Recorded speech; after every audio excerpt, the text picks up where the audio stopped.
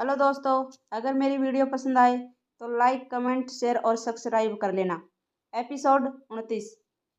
कायर का फोन लगातार बजा जा रहा था और अभिमन्यु के कुछ समझ नहीं आ रहा था कि वो फोन को कैसे उठाए और बिंदु को क्या जवाब दे। अभिमन्यु कुछ फैसला कर पाता उससे पहले ही वहां पर युग आ जाता है। जब युग कमरे के अंदर घुसता है और देखता है कि कायर का फोन बज रहा था तो वो उसे फोन उठाते हुए कहता है, यार अभिमन्यु, ये तू क्या कर रहा है? जब से फोन बज रहा है तो उसे उठा क्यों नहीं रहा है? ये तेरे हाथ के पास ही तो रखा हुआ है। इतना कहकर युग फोन उठाने लग जाता है। तभी अभिमन्यु उसे रोकते हुए कहता है, अरे रुक जा मेरे भाई, फोन मत उठा। अभिमन्यु युग को रोक पाता उससे पहले युग फोन उठा लेता है। अभिमन्यु अपना मुंह फाड़ते हुए कहता है, ये क्या किया युग? तूने बिंदु का फोन उठाया, क्यों उठा लिया? मैं जब से इसलिए नहीं उठा रहा कि बिंदु सुबह से 2-3 बार कॉल कर चुकी है और हर बार कायर के बारे में ही पूछ रही है। मैं बहुत टाल चुका हूँ, पर अब समझ नहीं आ रहा था कि क्या करूँ, इसीलिए फोन नहीं उठा रहा था। युग परेशान होते हुए कहता है, अब क्या करूँ यार, फोन तो उठा लिया, कुछ ना कुछ तो बोलना ही पड़ेगा, वरना उसको टेंशन हो जाएगी कि वो समझ जाएगी कुछ ना कुछ गड़बड़ है। फोन के अंदर से बिंदु की आवाज आती है, हेलो कायर, तुम ही कुछ बोले तो क्यों ना बोले? युग अभिमन्यु को फोन देते हुए कहता है, मैं तो बात नहीं कर सकता यार, तू ही कर। अभिमन्यु वापस से युग को फोन थमा देता है, कहता है, ना बाबा ना, मैं तो नहीं करने वाला। सुबह सुबह है बहुत झूठ बोल चुका हूँ, अब नहीं बोल सकता। बिंदु की फिर से फोन के अंदर से आवाज आती है, तुम कुछ बोले थे ना कौन? युग कांपते हुए कहता है, हेलो, हाँ बिंदु बोलो। फोन के अंदर से हैरानी के साथ बिंदु की आवाज सुनाई देती है, कायर तुम्हारी आवाज को क्या हुआ? ये इतनी बारी क्यों लग रही है? मैं कायर नहीं हूँ, युग बोल रहा हूँ बिंदु। अच्छा युग तुम हो, तो फिर कायर कहाँ पर है? वो बिंदु, कायर तो वॉशरूम में है। क्या कहा, वॉशरूम में? वो आज दिन भर से वॉशरूम में ही है क्या? अभी कुछ देर पहले अभिमन्यु ने फोन उठाया था, वो भी यही कह रहा था कि कायर वॉशरूम में है। युग सोचने लग जाता है कि वो क्या जवाब दे। तभी वो झटके से कहता है, वो क्या है ना, रात से उसने कुछ खराब खा लिया था, इसीलिए उसका पेट खराब हो गया है। सुबह से ही वो वॉशरूम के चक्कर लगा रहा है। अच्छा ऐसा तो ठीक है, जब वो आए तो उसे मेरी बात कराना। युग फटाक से पूछता है, उसे तुम्हें कुछ जरूरी काम है क्या? काम तो नहीं है, पर कुछ बात करनी थी। अरे वही तो पूछ रहा हूँ बिंदु, क्या बात करनी थी? कुछ देर रुककर बिंदु देरी से कहती है, तुम मुझे बताओ तो ये नहीं ना? अरे नहीं बताऊंगा, तुम बेफिक्र होकर बोलो। वैसे मुझे कायर से कुछ काम नहीं था, बस उसकी याद आ रही थी। क्या कहा, याद आ रही थी? ओ हो, क्या बात है? हाँ वो क्या है ना, मेरी कायर से रोज किसी ना किसी बहाने से बात होती रहती हैं, पर आज सुबह से ही कुछ बातें नहीं हुई हैं तो अजीब सा लग रहा था, इसीलिए सोचा उसे बात कर लूं। पर कायर के सामने तो तुम ऐसे कुछ नहीं करती, बल्कि उसके सामने तो तुम बेइज्जती करती रहती हो, उसे घास तक नहीं डालती। वो उसकी भलाई के लिए। युग तुम देखो ना, वो कुछ काम नहीं करता, दिन भर बैठकर शायरी लिखता रहता है। अब उसे कौन समझाए, शायरी लिखने से दिल तो भर जाता है पर पेट नहीं भरता। जिंदगी जीने के लिए कुछ ना कुछ करना पड़ता है, ऐसी लाइफ आगे नहीं बढ़ती। युग कुछ सोचते हुए कहता है, हाँ तुम सही कह रही हो, काश ये चीज मेरे पापा को भी पता होती तो आज मेरी ये हालत नहीं हो रही होती। मतलब? युग बात को पलटते हुए कहता है, कुछ नहीं, मैं तुम्हारी बात करवा दूंगा कायर से जब वो आता है। अच्छा अब मैं रखता हूँ, मुझे काम है। हाँ ठीक है, जल्दी बात करवाना। युग फोन कट कर देता है। जैसे ही युग फोन कट करता है, कायर की फिर से बड़बड़ाने की आवाज सुनाई देती है, अमोदिता, मेरी अमोदिता कहाँ पर है? मेरी अमोदिता, मुझे उससे शादी करनी है, बुलाओ मेरी अमोदिता को। अभिमन्यु अपने हाथों से कायर का मुंह बंद करते हुए कहता है, चुप हो जा अमोदिता के दीवाने, रुक जा, करवाता हूँ तेरी शादी अमोदिता से। युग कायर को देखते हुए कहता है, ये अभी तक ठीक नहीं हुआ है क्या? तुझे ठीक लग रहा है क्या? लग तो नहीं रहा। अच्छा हुआ मैं मेडिसिन ले आया, इसे जल्दी से खिला देते हैं। इतना कहकर युग मछली वाली पॉलिथीन टेबल पर रख देता है और अपनी शर्ट की पॉकेट में से एक मेडिसिन निकालकर अभिमन्यु को दे देता है। अभिमन्यु कायर को वो मेडिसिन जैसे तैसे खिला देता है और कुछ ही देर में कायर सो जाता है। अभिमन्यु और युग कायर को सुलाने के बाद अभी आराम ही कर रहे थे कि तभी अभिमन्यु की नज़र टेबल पर पड़ी पॉलिथीन पर पड़ती है। अभिमन्यु हैरानी के साथ युग से पूछता है, इस पॉलिथीन के अंदर क्या है? अरे इसके अंदर बुनी हुई मछली है। क्या कहा? बुंदी हुई मछली? ये कहाँ से मिली आपको? अरे ये अपना रोंगा मूचा घाट है ना, वहीं पर मिली। यामिनी बेच रही थी गर्मा गर्म तो मैं ले आया। अभिमन्यु युग के मजे लेते हुए कहता है, तुझे बड़ी यामिनी मिलती है, कभी कुएं के पास तो कभी घाट के पास। मुझे भी मिला, जरा मैं भी तो देखूं कौन है यामिनी जिसने हमारी युग की एक्स गर्लफ्रेंड शालिनी भाभी को बुला दिया।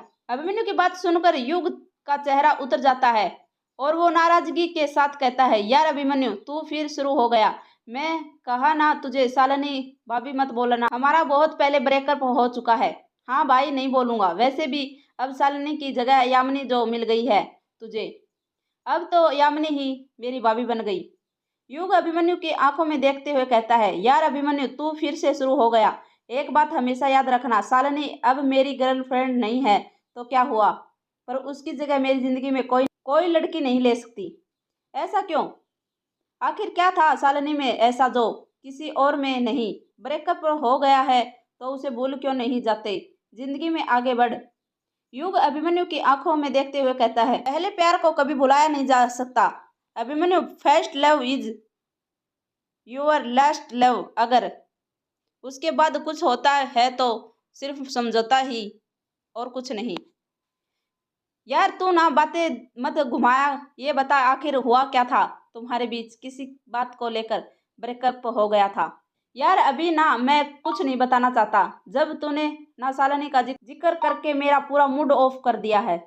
युग अभिमन्यु से बातें ही कर रहा था कि तभी अभिमन्यु के मोबाइल पर एक नोटिफिकेशन आता है जिसमें लिखा हुआ था कि इस पूर्णिमा करे ये उपाय होगा ग्रहों का दोष दूर।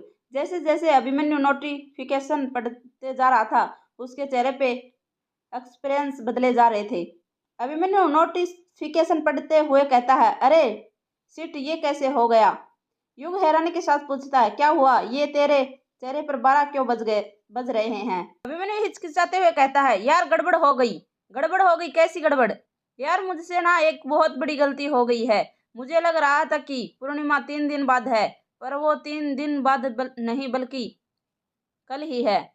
युग अपना मुंह फाड़ते हुए कहता है, क्या? हाँ यार मुझे भी अभी पता चला है कि पता नहीं ये गलती कैसे हो गई। आज से पहले हर पूर्णिमा और माउस की डेट याद रहती थी, पर बस इस बार गलती हो गई। इसका मतलब हमारे पास सिर्फ आज रात तक का ही वक्त है ये पता लगाने के लिए कि यक्षिणी इस गिरवी कोठी में है या नहीं, और यदि है तो किस कमरे में है। हाँ यार ये तो बड़ी प्रॉब्लम हो गई है। एक तो वैसे ही कायर की हालत ऐसी है और अब यक्षिणी के बारे में भी आज रात को ही पता करना है। प्रॉब्लम तो बढ़ती जा रही है यार अभिमन्यु, तू ही बता कैसे पता लगाएं कि यक्षिणी के बारे में। जरा सोचने दे यार मुझे, अभी मेरे दिमाग में भी कुछ आइडिया नहीं आ रहा है। सोच ले, हमारे पास बस रात तक का ही वक्त है, उसके पहले कुछ ना कुछ तो करना पड़ेगा, वरना यदि यक्षिणी ने किसी को अपना शिकार बना लिया तो प्रॉब्लम हो जाएगी। हाँ मैं सोचता हूँ कुछ तो, फिक्र मत कर। रात हो चुकी थी और रात के 12 बज चुके थे। अमोदिता और रजनी तहतखाने में बैठी हुई थी। दोनों के सामने एक यंत्र बना हुआ था जिसके अंदर एक गोला था और उसके अंदर स्टार स्टार के तीनों कोनों पर एक एक आटे की दिए बनाए हुए थे रखे थे जो जले हुए नहीं थे। रजनी और अमोदिता वहां पर करीब 1 घंटे से बैठी हुई थी। जब से रजनी वहां पर आई थी उसने कुछ नहीं बोला था, बस वो अपने तंत्र मंत्र यंत्र किताब के पेज पलटे जा रही थी। एक गहरा सन्नाटा तहखाने के अंदर छाया हुआ था। अमोदिता सन्नाटे को तोड़ते हुए कहती है, माँ आप कुछ बोलोगी भी या नहीं, या फिर रात भर बस इस किताब के पेज पलटते रहोगी? रजनी अमोदिता की बात का कुछ जवाब नहीं देती है, वो अभी भी बस किताब का पेज पलटे जा रही थी। अमोदिता फिर रजनी पर दबाव बनाते हुए कहती है, माँ मैं कुछ पूछ रही हूँ तुमसे, बताओ ना कैसे तोड़ते हैं विस्करण टोटका। रजनी गुस्से हो से अमोदिता से कहती है, तू कुछ देर चुप बैठेगी? एक तो काम ढंग से नहीं कर सकती, ऊपर से चुप भी नहीं बैठ सकती। रजनी का गुस्सा देखकर अमोदिता चुप हो जाती है। रजनी किताब के पेज पलट ही रही थी कि तभी वो खुश होते हुए कहती है, मिल गया। अमोदिता झट से पूछती है, क्या मिल गया माँ? विस्करण तोड़ने का मंत्र। क्या है ना, आज तक मैंने बस विस्करण किया ही है, अभी तोड़ नहीं है, इसीलिए मुझे ये मंत्र ढूंढना पड़ा। तो क्या है माँ विस्करण तोड़ने का मंत्र, जल्दी बताइए ना। रजनी किताब के पेज पर उंगली फेरते हुए कहती है, मंत्र कुछ इस प्रकार का है। इस मंत्र का जाप तुझे में पूरे 7 बार करना है।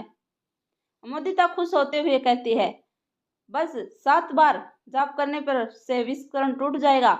ये तो बहुत आसान है माँ। रजनी अमोदिता को रोकते हुए गुस्से से कहती है, रुक जा नालायक लड़की, तुझे हर काम की जल्दी रहती है। पहले मेरी पूरी बात तो सुन लिया कर। भूल गई सुबह मैंने तुझे क्या बोला था?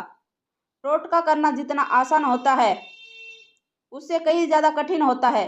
मैंने तुझे टोटके तोड़ने का बस अभी मंत्र बताया है, ये नहीं बताया कि टोटका कैसे तोड़ा जाता है।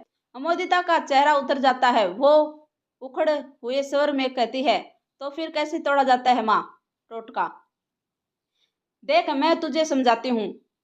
जिस प्रकार किसी वश में करने के अलग अलग तरीके होते हैं, उस प्रकार विस्करण तोड़ने के भी अलग अलग तरीके होते हैं। हमने जो विस्करण किया था वो बाल जरिए विस्करण, जिसे हल्दी की गांठ का उपयोग किया था। अब टोटके तोड़ने के लिए मुझे उस गांठ में से कायर का बाल निकालना होगा और किश्नोई नदी में प्रवाहित करना होगा। अमोदिता अपना मुंह फाड़ते हुए कहती है, ये आप क्या बोल रही हो माँ? ये कैसे पॉसिबल हो सकता है? उसे गांठ को तो मैं चौराहे में फेंक कर आ गई थी ना, कल वो मैं कहाँ से लाऊंगी?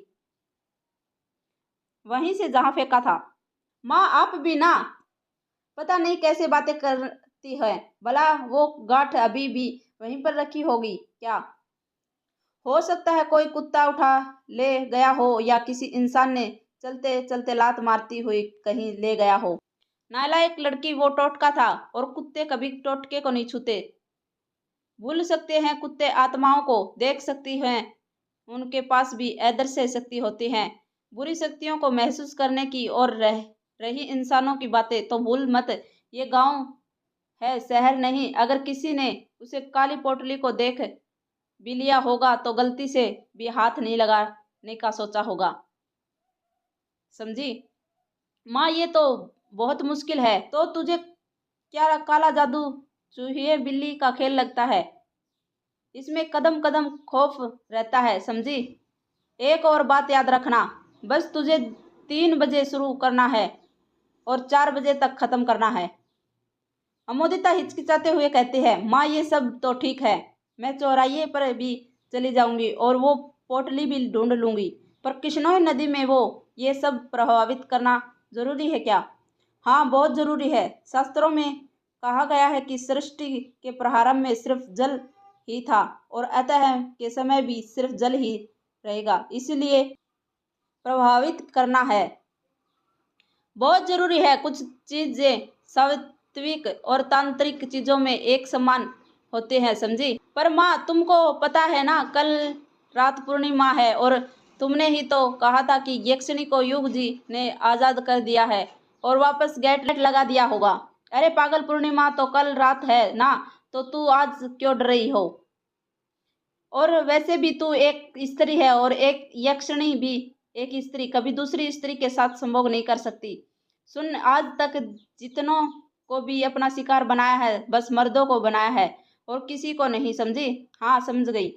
चल अब ज्यादा वक्त बर्बाद मत कर। मैंने जो मंत्र बोला था उसका जाप करते हुए ये तीनों दिए जला और टोटका तोड़ने के लिए तैयार हो जा।